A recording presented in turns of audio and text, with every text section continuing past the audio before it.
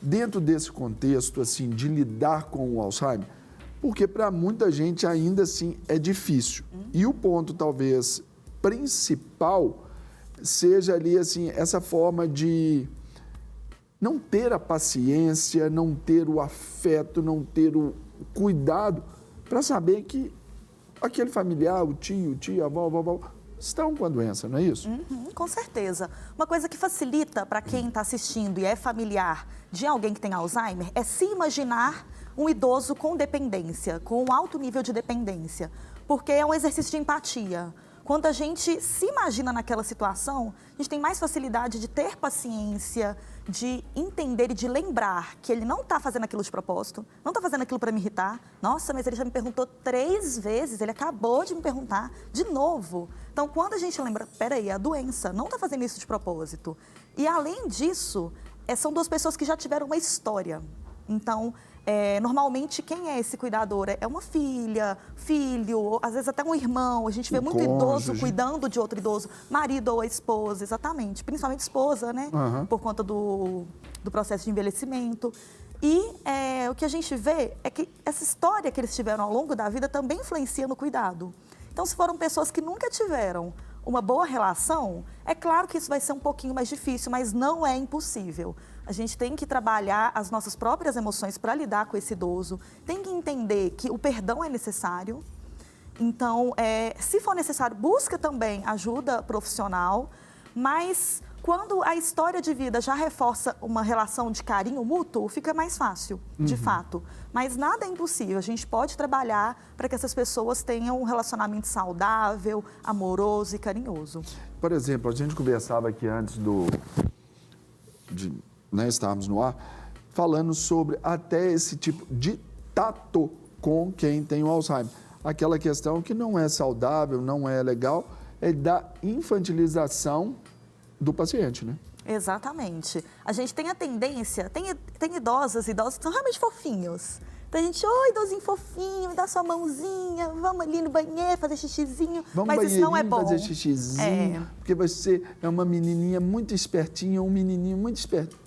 Isso não é legal. Isso a gente está incentivando a dependência. A gente tem que, na verdade, incentivar a autonomia e tentar proporcionar conforto para essa pessoa idosa. Então, tratá-lo como adulto. Ele não é uma criança. Não é, principalmente no estágio mais avançado da doença, essa pessoa não morreu, ela ainda está ali. Ela só não consegue se comunicar tão bem. Então, o ideal é tratá-la, de fato, como adulto, com carinho, mas sem infantilizar. Eu acho que nenhum de nós gostaríamos de ser infantilizados em qualquer fase da vida. Com o idoso não é diferente. Chamá-lo de criança, falar que agora fica igual bebê, porque faz xixi na roupa, não tem condição de segurar as fezes. Porém, isso não é uma comparação legal.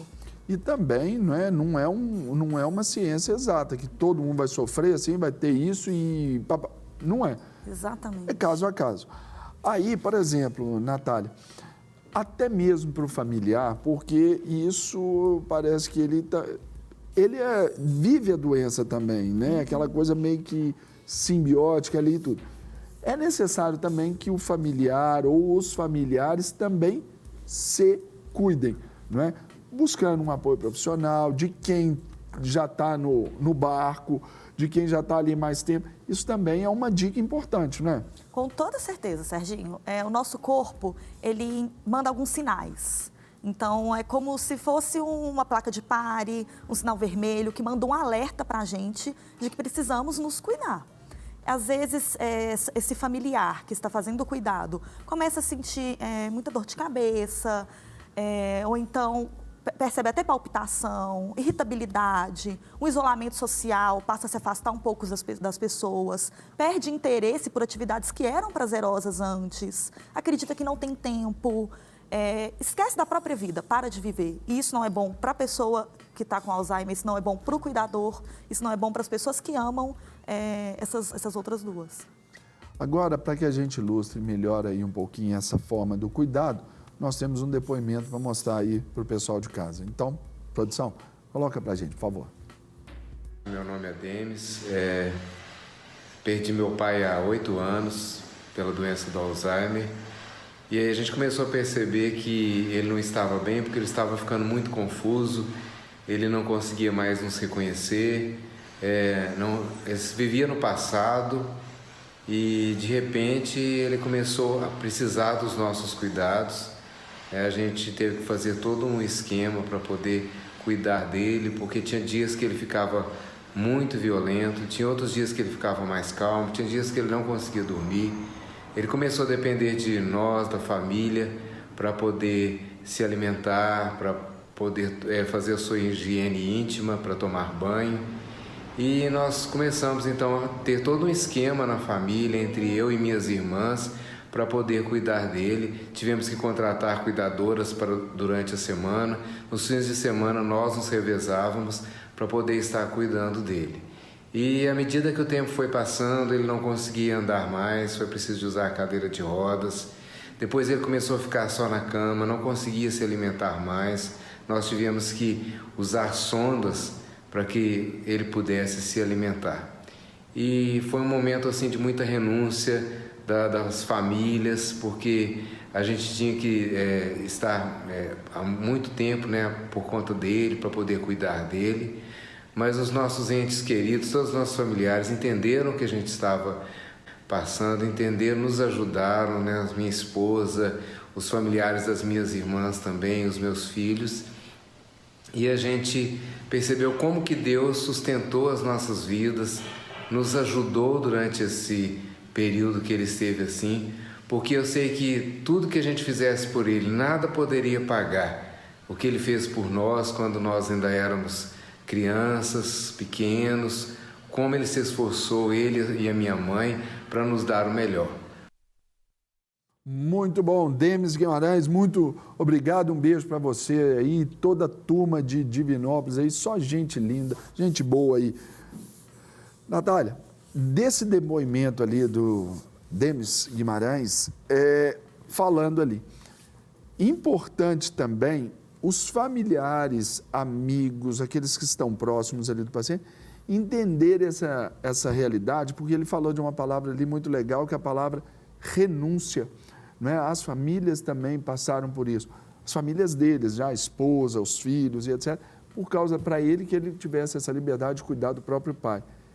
Essa conjunção ali, essa sinergia é importantíssimo também, né? Com certeza. E ele trouxe um ponto que nem todas as famílias conseguem, que é compartilhar o cuidado. Então, essa conexão com os outros familiares compreendendo a importância de dar um suporte, porque sempre tem um cuidador principal. Mas, além dele, nós precisamos de outras pessoas, porque a gente vai renunciar de muitas atividades, vai renunciar de muita coisa, lazer, mas se for só uma pessoa renunciando, vai adoecer. E o que a gente quer não é um cuidador doente também. E a gente vê isso até como desdobramentos, né, Natália? A questão por exemplo, um só renuncia. Aí ele chega naquele esgotamento, naquele burnout ali da situação e aí começa a atacar os outros familiares, aí onde geram até muitas brigas que talvez num outro tempo não tinha dentro ali no ciclo ali, por exemplo, dos irmãos. Né? Isso não é incomum no consultório. Atendo vários cuidadores que relatam discussões, brigas, param de conversar por muito tempo. Então, às vezes, a gente precisa fazer uma reunião familiar.